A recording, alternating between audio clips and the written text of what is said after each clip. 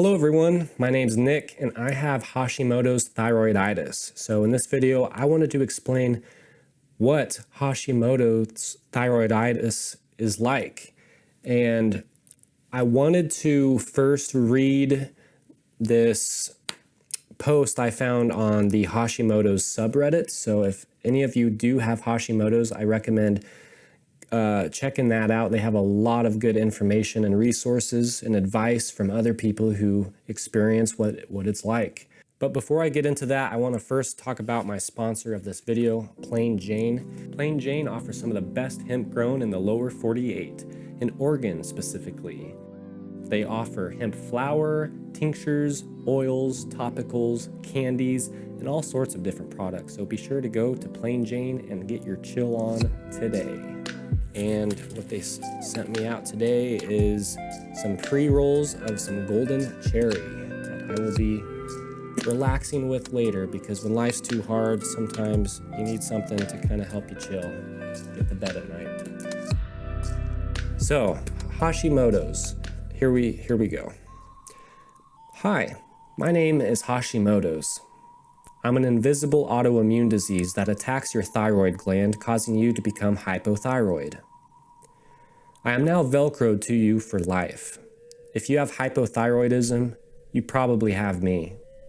I am the #1 cause of it in the United States and many other places around the world. I'm so sneaky, I don't always show up in your blood work. Others around you can't see me or hear me, but your body feels me. I can attack you anywhere and any way I please. I can cause severe pain. If I'm in a good mood, I can just cause you to ache all over. Remember when you had energy and ran around together and had fun? I took energy from you and gave you exhaustion. Try to have fun now. I can take good sleep from you and in its place give you brain fog and lack of concentration. I can make you want to sleep 24/7, and I can also cause insomnia.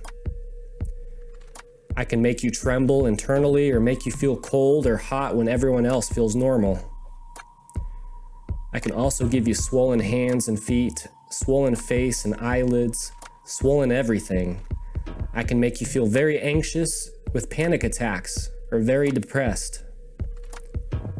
I can also cause other mental health problems. You know, crazy mood swings? That's me. Crying for no reason? Angry for no reason? That's probably me too. I can make your hair fall out, become dry and brittle, cause acne, cause dry skin. The sky is the limit with me. I can make you gain weight, and no matter what you eat or how much you exercise, I can keep that weight on you. I can also make you lose weight. I don't discriminate. Some of my other autoimmune disease friends often join me, giving you even more to deal with. If you have something planned or are looking forward to a great day, I can take that away from you. You didn't ask for me. I chose you for various reasons. That virus or viruses you had that you never really recovered from, or that car accident, or maybe it was the years of abuse and trauma. I thrive on stress. You may have a family history of me. Whatever the cause, I'm here to stay. I hear you're going to see a doctor and try to get rid of me. That makes me laugh. Just try. You will have to go on many doctors until you find one who can help you efficiently. You will be put on the wrong medication for you. Pain pills, sleeping pills, energy pills, told you are suffering from anxiety or depression, given anti-anxiety pills and antidepressants. There are so many other ways I can make you sick and miserable. The list is endless. That high cholesterol, gallbladder issue, blood pressure issue, blood sugar issue, heart issue, among others, that's probably me. Can't get pregnant or have a miscarriage? It's probably me too. Doesn't apply to me on that one. Shortness of breath or air hunger? Yep, probably me. Liver enzymes elevated? Yep, probably me. Teeth and gum problems? TMJ? Hives? Yep, probably me. I told you, the list was endless. You may be given a TENS unit, get massaged, told if you just sleep and exercise properly, I will go away. You'll be told to think positively. You'll be poked, prodded, and most of all, not taken serious when you try to explain the endless numbers of doctors you've seen, just how debilitating I am and how ill and exhausted you really feel. In all probability, you will get a referral from these understanding, clueless doctors to see a psychiatrist. Your family, friends, and coworkers will all listen to you until they just get tired of hearing about how I make you feel and just how debilitating I can be. Some of them will say things like, "Oh, you're just having a bad day," or, "Well, remember, you can't do the things you used to do 20 years ago," not hearing that you just said 20 days ago. You'll also say things like, "If you just get up and move, get outside and do things, you'll feel better." They won't understand that I take away the gas that powers your body and mind to enable you to do those things. Some will start talking behind your back. They'll call you a hypochondriac while you slowly feel that you are losing your dignity trying to make them understand, especially if you're in the middle of a conversation with a normal person and can't remember what you were going to say next. You'll be told things like, "Oh, my grandmother had that, and she's fine on her medication," when you desperately want to explain that I don't impose myself upon everyone in the exact same way. And just because that grandmother is fine on her medication she's taking, doesn't mean it'll work for you. They will not understand that having this disease impacts your body from the top of your head to the tip of your toes, and that every cell and every body system and organ requires the proper amount of the right kind of thyroid hormone medication for you, not what works for someone else. The only place you will get that kind of support and understanding and dealing with me is with other people that have me. They are really the only ones who can truly understand. I am Hashimoto's disease. I will link that exact post so you can read all the comments of people. You can get started on seeing what their experiences are like. And yeah, the first time I read that, hit hard. It felt like I wasn't alone anymore. I'm probably going to tear up now just because it's been a fucking roller coaster. And hasn't been easy. There's been a lot of lack of, I don't know, sympathy or understanding. It's just been hard, especially with some doctors. The ones I've dealt with in this state don't seem to know much about it. There is no cure for it. There's a medication you take to treat your hypothyroidism, and that's called either Synthroid or levothyroxine. It's a synthetic hormone called T4 that gets converted in your liver to T3. And there's a balancing game that has to happen to balance out your TSH level. And that's just to treat the hypothyroid part. The Hashimoto's is the autoimmune disease itself, and that sends antibodies that attack the actual gland of your thyroid. I actually did also have to advocate after a year and a half after being diagnosed. I'm like, hey, I think it's normal for people to get an ultrasound done of their thyroids that have this. That's what I've been reading online, but yet none of that has been recommended to me at this point. So I went to my doctor, a new one, advocated for myself, and he's like, sure, we can get that done for you. So during that, they did find some nodules on my right side. We're going to check back on that months later. That could be cancerous, which if it is, I'm not super worried about it. I think if it is, that's one of the best cancers to have. because I think it's easily treatable, removed. And some people actually do have their thyroids completely removed. But no matter what, you're still always going to be on medication for the rest of your life. So yeah, it's kind of at times it just feels like a very hopeless curse, a disease that you can't get rid of. Even by removing it, you're still being affected by it. It's caused pain throughout my body.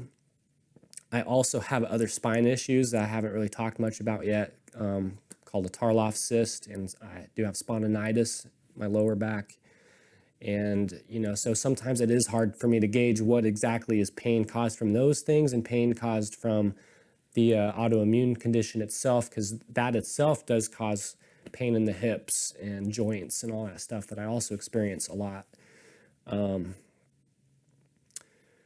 Yeah, it can be a lot to deal with. I've changed my life completely. I've had to. I went full vegetarian for over a year based on my doctor's recommendations, because I also had peristalsis or stasis. I forget how it's pronounced, or like partial intestinal paralysis.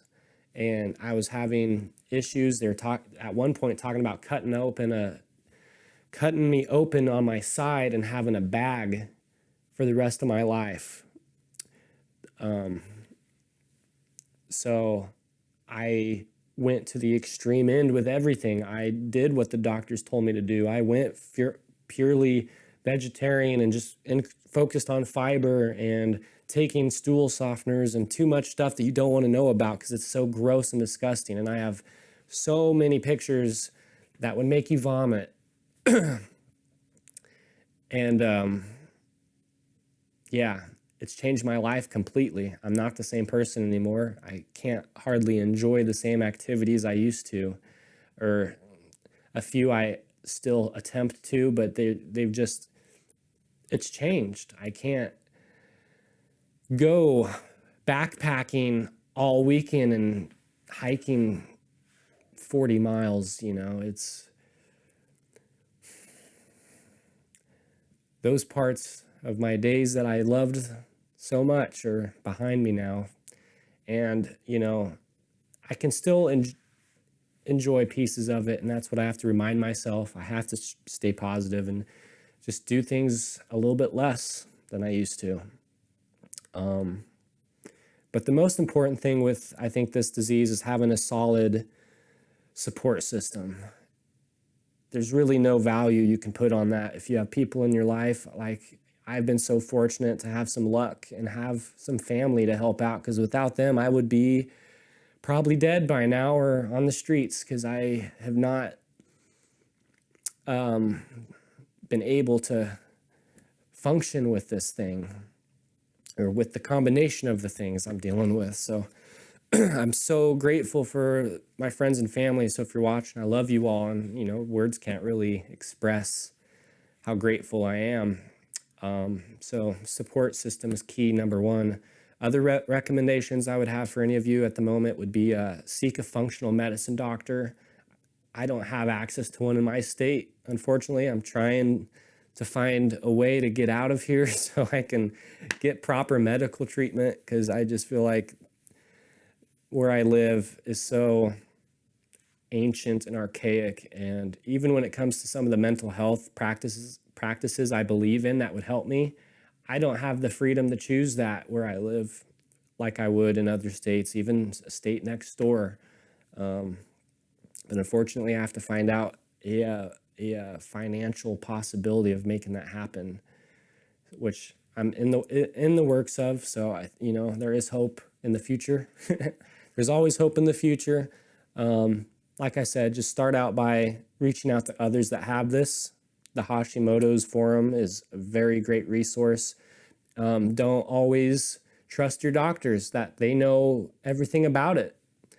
I feel like I'm almost completely self-taught with my condition and I've been to endocrinologists, which are supposed to be the specialist over this, which I mostly disagree with, because I feel like most of them only deal with pregnant women. and they don't test your full thyroid panel. They don't give a shit about your antibody numbers or checking your reverse T3, because I also have a liver disease and I might not be converting the T4 to the T3 in the liver. And, you know, I have other hormones that are outside the range of normal that they don't want to follow up with. This medical system I have here is a freaking circus, a complete circus, and lack of, you know, I would call it medical neglect, but of course they have their financial teams that, anyway. Good luck to you though. Good luck to all of you. Functional medicine and probably even like a naturopath. I don't know how to say that. I've heard better results from those doctors who actively keep up with you and check for deficiencies and all that sort of stuff. But anyway, I hope I helped bring you a better understanding of what Hashimoto's is and what it's like to live with, and hopefully a better understanding if you know someone that has it, a sense of compassion and empathy and understanding that, because this really is kind of an invisible disease sometimes, and it makes a person feel crazy and alone. And so go be a part of someone's, you know, support system and help them out in any way you can. So anyway, thank you for watching. Leave a like if you thought this video was helpful and useful. Share it with your friends and family that might need to help better understand what this disease is. And leave any questions and comments below. Hopefully myself or someone in this community can help you out, point you to the right direction. So anyway, good luck. Thank you all. See ya on the next one.